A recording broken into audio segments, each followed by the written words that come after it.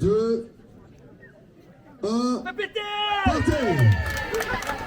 Deuxième édition réussie pour les foulées de la Crête qui rassemble plus de 450 trailers et randonneurs sur les chemins et sentiers de l'Est Saint-Josephois au programme 2 courses de 32 et 11 km et une randonnée de 11 km concoctée par le CS Crête.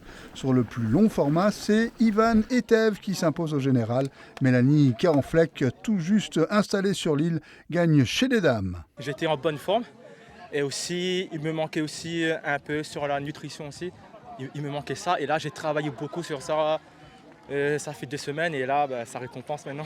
Des belles petites montées avec des relances derrière, mais ça reste assez roulant comme parcours, donc vraiment c'était super et les conditions étaient top. On a eu peur de la pluie quand on a vu le temps d'hier, c'était pas mal gras le terrain, mais franchement super.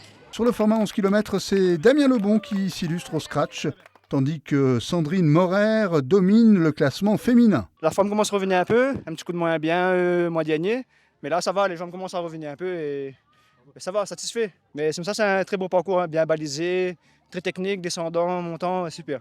5 km bien raide, 400 de plus je crois. Je m'y attendais pas du tout. Après une bonne descente, la descente c'est bon, une fois arrivé au 5e kilomètre, j'ai tout relâché. J'ai essayé vraiment de repartir et pour faire un bon chrono. Pour le club sportif de la Crête, c'est une vraie satisfaction que de pérenniser ce rendez-vous qui met en lumière certains chemins et sentiers peu connus, une organisation parfaitement rodée. Beaucoup de bénévoles, une soixantaine, que je remercie d'ailleurs.